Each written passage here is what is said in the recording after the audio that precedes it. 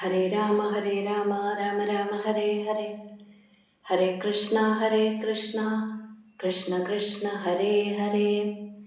സച്ചിദാനന്ദരൂപായ വിശ്വോത്പത്യാദിഹേതവേ താപത്രയ വിനാശായ ശ്രീകൃഷ്ണായ വയം നമഃ. എല്ലാ സജ്ജനങ്ങൾക്കും നമസ്കാരം.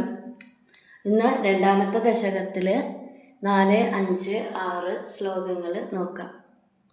നാലാമത്തെ ശ്ലോകം.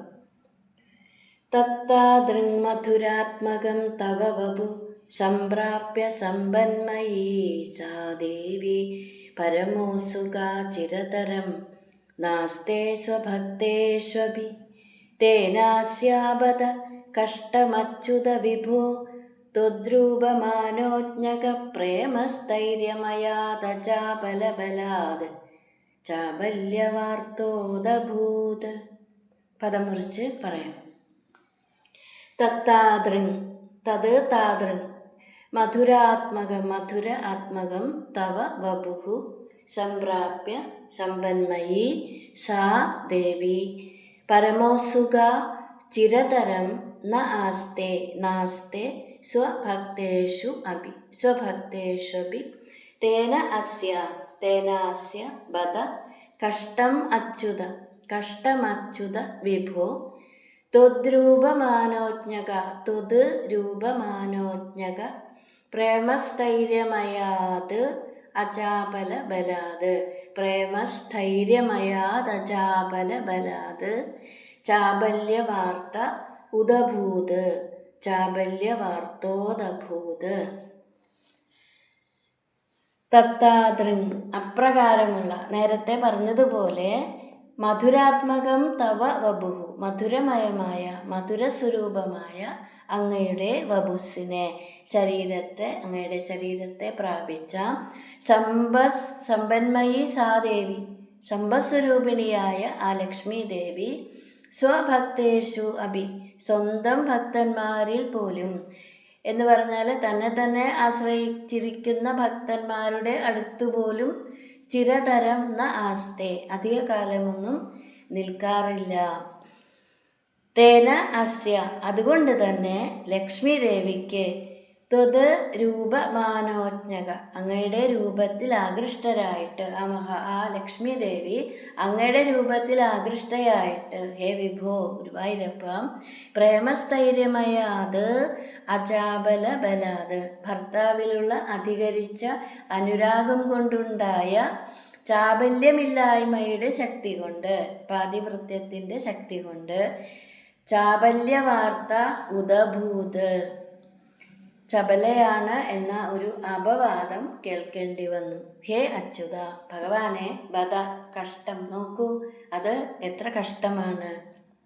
അപ്പോൾ ഭർത്താവിലുള്ള അത്യധികമായ അനുരാഗം കൊണ്ട് ലക്ഷ്മി ദേവി സ്വന്തം ഭക്തന്മാരിൽ പോലും അധിക സമയം നിൽക്കാറില്ല. അതുകൊണ്ട് തന്നെ ലക്ഷ്മി ദേവി ചപലയാണ്, ഒരിടത്തും സ്ഥിരമായി ഉറച്ചു നിൽക്കില്ല എന്ന ഒരു അപവാദം കേൾക്കേണ്ടി വന്നു. അത് കഷ്ടമല്ലേ ഭഗവാനെ എന്ന് മേൽപ്പത്തൂര് ഭഗവാനോട് ചോദിക്കുകയാണ്. അപ്പോൾ ലക്ഷ്മി ദേവിയെ ഉപാസിച്ചാൽ സകല സമ്പത്തുക്കളും നേടാൻ സാധിക്കും. എന്നാൽ ഭൗതിക സുഖ സൗകര്യങ്ങൾ എത്ര തന്നെ ഉണ്ടായാലും ഐശ്വര്യം ഉണ്ടാകണമെന്നില്ല, ശാന്തിയും സമാധാനവും ഉണ്ടാകണമെന്നില്ല. ഇവിടെ ഐശ്വര്യം എന്ന് പറയുന്നത് മനസ്സിൻ്റെ സമ്പദ് സമൃദ്ധിയാണ്.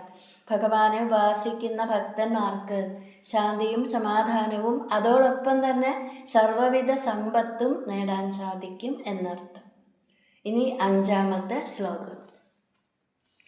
ലക്ഷ്മീ സ്ഥാവക രാമണീയക ഹൃദൈവേയം പരേഷ്വസ്ഥിരേത്യസ്മിന്നന്യദപി പ്രമാണമധുനാ വക്ഷ്യാഭി ലക്ഷ്മീപദേ യേ ത്വധ്യാനഗുണാനുകീർത്തനരസാസക്താ ഹി ഭക്താ ജനാഃ തേഷു ഏഷാ വസതി സ്ഥിരൈവ ദൈത പ്രസ്താവദത്താദരാം. പദം മുറിച്ച് പറയാം. ലക്ഷ്മീ സ്ഥാവക രാമണീയക ഹൃദൈഹി ഏവ ഇയം ഹൃദൈവേയം പരേഷു അസ്ഥിരേതി അസ്മിൻ അന്യദപി പ്രമാണം അധുന വക്ഷ്യാമി ലക്ഷ്മീപദേ യേ ത്വദ് ധ്യാന ഗുണ അനുകീർത്തന രസ ആസക്ത ഹി ഭക്താ ജനാഃ തേഷു ഏഷ വസതി സ്ഥിരൈവ ദൈത പ്രസ്താവദത്താദര.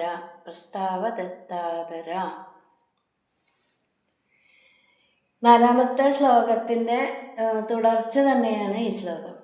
ഹേ ലക്ഷ്മീപദേ, ഭഗവാനെ, ഇയം ലക്ഷ്മി, ഈ ലക്ഷ്മി ദേവി താവക രാമണീയക ഹൃദൈഹി ഏവ, അങ്ങയുടെ സൗന്ദര്യം കണ്ട് ഭ്രമിച്ചിട്ട് തന്നെയാണ് പരേഷു അസ്ഥിര, മറ്റുള്ളവരിൽ ഉറച്ച് നിൽക്കാത്തത്. ഇനി അസ്മിൻ എന്നതിന് അന്യത് അഭി പ്രമാണം വക്ഷ്യാമി എന്നതിന് എന്ന് പറഞ്ഞാൽ ഇപ്പം ഞാൻ പറഞ്ഞതിന് ഞാൻ അന്യത് അഭി മറ്റൊരു പ്രമാണം വക്ഷ്യാമി, ഞാൻ വേറൊരു പ്രമാണം കൂടെ തെളിവ് കൂടെ അഹം വക്ഷ്യാമി ഞാൻ പറയാം. യേ ഭക്തജനാഃ, യാതൊരു ഭക്തജനങ്ങളാണോ ത്വത് ധ്യാന ഗുണാനുകീർത്തന ആസക്ത, അങ്ങയെ ധ്യാനിക്കുന്നതിലും അങ്ങയുടെ ഗുണങ്ങളെ കീർത്തിക്കുന്നതിലും ആയിരിക്കുന്നുവോ തേഷു ഏഷ, അവരിൽ ഈ ലക്ഷ്മീദേവി ദൈതപ്രസ്താവദത്ത ആദര, ഭർത്താവിനെ കുറിച്ച് എന്തൊക്കെയാണ് പറയുന്നത് എന്ന് ശ്രദ്ധിച്ചുകൊണ്ട് വിഷ്ണു ഭക്തന്മാരെ വിട്ടുപിരിയാതെ നിൽക്കുന്നു.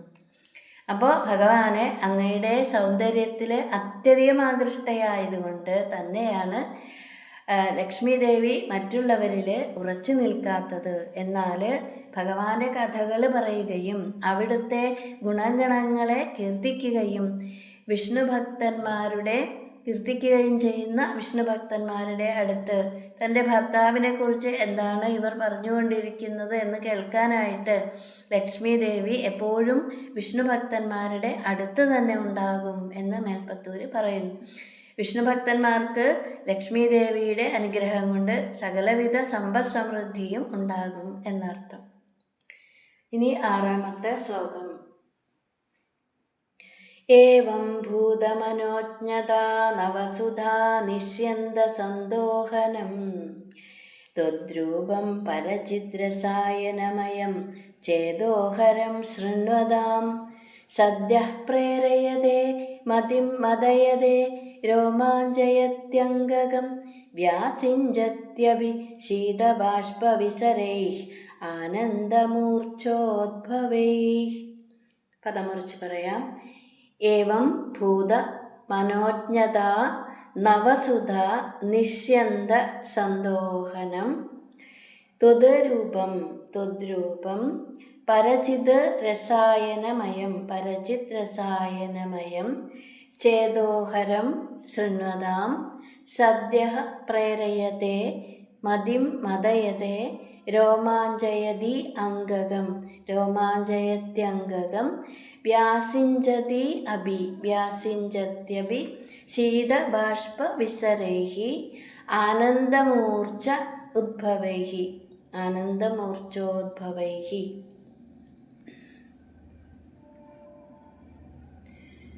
ഭഗവാനെ ആശ്രയിക്കുന്നവരുടെ മനസ്സും ബുദ്ധിയും ഇന്ദ്രിയങ്ങളുമൊക്കെ എങ്ങനെ പ്രവർത്തിക്കുന്നു എന്ന് ഈ ശ്ലോകത്തിൽ മേൽപ്പത്തൂര് പറയാണ്.